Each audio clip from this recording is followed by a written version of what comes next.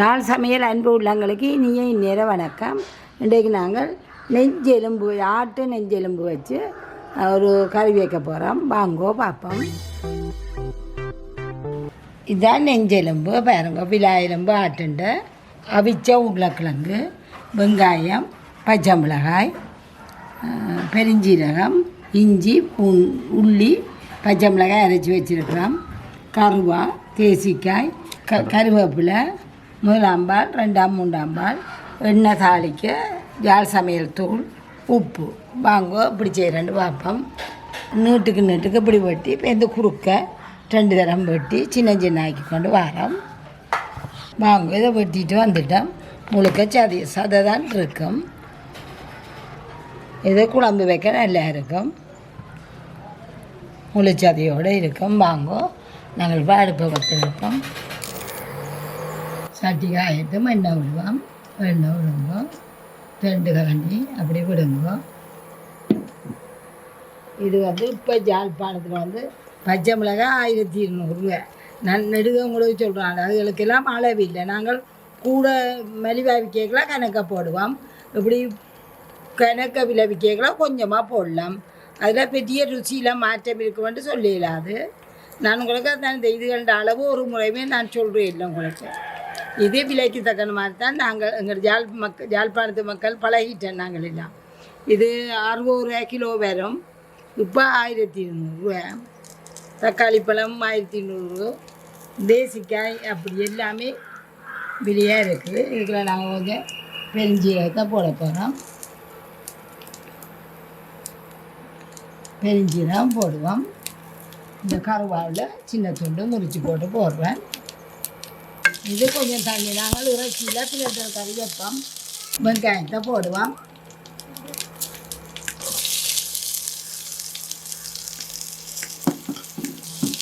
இறைச்சியில் நாங்கள் பிள்ளைகள் கறியாக தான் வைப்போம். தண்ணி வச்சு அதுக்கு இது ஒரு குழம்பு மாதிரி வைப்போம். எலும்பு கறி போட்டு நெஞ்செலும்பு தான் எனக்கு அந்த குழம்புக்கு தேவையாண்டி இல்லை. ஆட்டுக்கால் என்னென்னு போடலாம். முதுகெலும்பு எல்லாத்தையுமே நீங்கள் போடலாம் குழம்பு வைக்கிறதுக்கு. இது இப்போ எல்லாத்தையும் வச்சு போடுவோம். இதுதான் தேசிக்காயும் இந்த சின்ன தேசிக்காய். இது ஒரு காய் இப்போ யாழ்ப்பாணத்தில் 75 ரூபா இந்த காய். கருவேப்பிலையே போடுவோம். கருவேப்பிலையே போடுவோம். கொஞ்சம் நேரம் வதக்குவோம். எலும்போல போடுவோம். இதுக்குள்ள நல்லா வதக்கிட்டு வெங்காயம் எலும்போல போடுவோம். இதுக்குள்ள முழுச்சதையாக இருக்குது.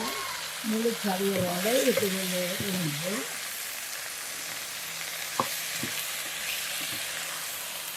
இது புட்டு இடியப்பட்டுக்கெல்லாம் நல்லா இருக்கும். இந்த கறிங்க வச்சுக்கோங்க. நல்லா மதக்கல் சிலட்டி போட்டு மூடி விடுவோம்.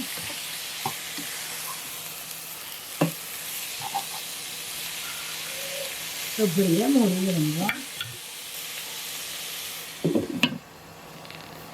விடக்கிற வந்து பார்த்து கிளறுவோம். இதுக்குள்ள கொஞ்சம் தண்ணி விட்டு அந்த தண்ணி வற்றும். இப்போ பாருங்க கிளறுவோம். அதுக்குள்ள தண்ணி நல்லா தண்ணி ஊற்றி இருக்குது. இந்த தண்ணி முழுக்க நல்லா வற்றணும். இன்னும் தண்ணி வந்து இருக்குது.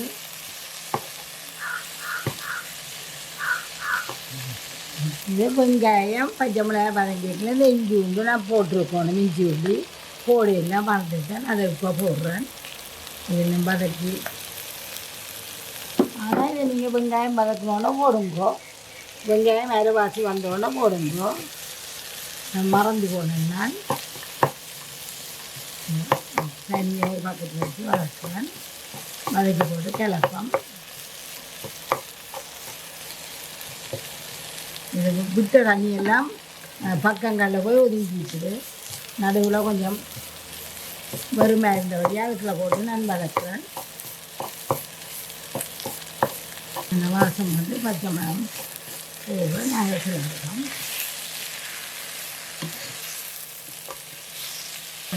மூடிகளை போடுறேன்.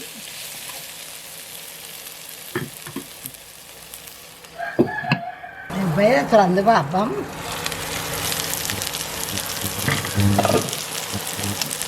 தண்ணியெல்லாம் பற்றிட்டு இல்லை தண்ணியெல்லாம் பற்றிட்டு நாங்கள் பால் வர விடுவோம். 2 பாலை விடுவோம்.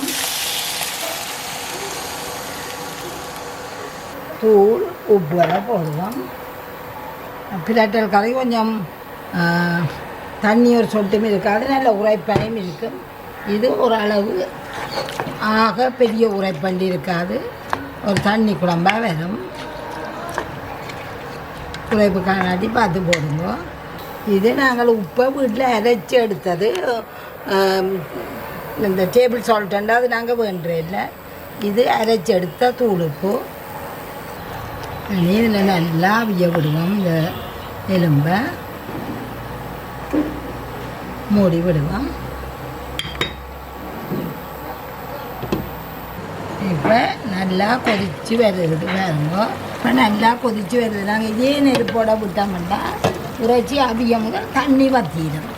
ஏன்னா தண்ணி துண்டாக இருக்காது. அப்போ நாங்கள் நெருப்பை நல்லா குறைச்சோம்னா தான் தண்ணி வற்றாமல் அவியும். இப்போ 200 கொண்டுட்டேன்னா இதை அணி மூடி விட போகணும். இப்போ இனி தண்ணி வற்றாது, அதுக்குள்ள இறைச்சி அவியும். நாங்கள் நெருப்பு கூடவே இருந்துச்சுன்னா அந்த அதுக்குள்ள இருக்க தண்ணி வற்றி வந்துடும். மீன் இறைச்சி நல்லா அவிஞ்சிட்டா காணும் எங்களுக்கு. இப்போ நல்லா கொதிச்சு கொண்டு இருக்குது. இந்த நேரம் இறைச்சி அவிஞ்சிட்டுது. நாங்கள் இந்த நேரம் கிழங்க போடுவோம். இதை அவிச்சு வட்டி வச்சுருக்கிற கிழங்கு கொஞ்ச நேரம் இந்த கிழங்குல இந்த கூட்டு பிடிக்கட்டும். ஒரு 2 நிமிஷம் விட்டுட்டு நாங்கள் முதல் பால் விட போகிறோம். கிழங்குல நல்லா இருக்கா இந்த கூட்டு பிடிக்கட்டும். இப்போ நாங்கள் இதில் ஒரு பாதி கருவாவை, ஆனால் இதில் நாங்கள் மற்ற மசாலா சாமான் போடையில் இந்த ஆட்டிறைச்சியில் ஒரு மணம் இருக்குது. அந்த மணத்தை அது வெட்டிடும். இது சாடியான ஒரு மெல்லிய ஒரு வாசம்தான் இந்த கருவாவிலேருந்து வரும் உங்களுக்கு.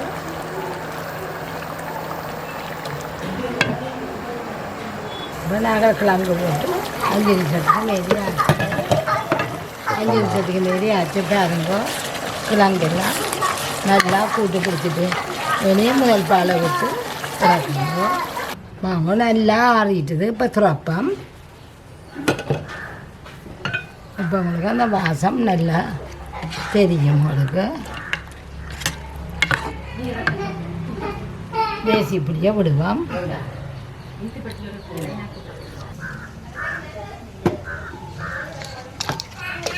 இதெல்லாம் நல்ல பெரிய தேசிக்காய் ஒரு தேசிக்காய் விட்டீங்கன்னா புளி நல்லா இருக்கும். இன்னும் அப்போ இதை எடுப்போம். இந்த கறியில் இது இடியப்பம், புட்டு, சோறு எல்லாத்துக்குமே நல்லா இருக்கும். இது நாங்கள் அது நல்ல பிரட்டெலாம் வைப்போம். ஒரு சொட்டு குழம்புமே இருக்காது. இது கொஞ்சம் தண்ணி குழம்பாயும் இருக்கும். கூட்டு தான் இருக்கும். இன்னும் உங்களுக்கு கொஞ்சம் தண்ணியாக்கணுமெண்டா தண்ணியாக்கி செய்யலாம் இந்த குழம்பை. இதுக்கு பிறகு நாங்கள் எலும்புல ஒரு சொதி கொண்டு வைப்போம். அது இன்னும் தண்ணியாக இருக்கும்.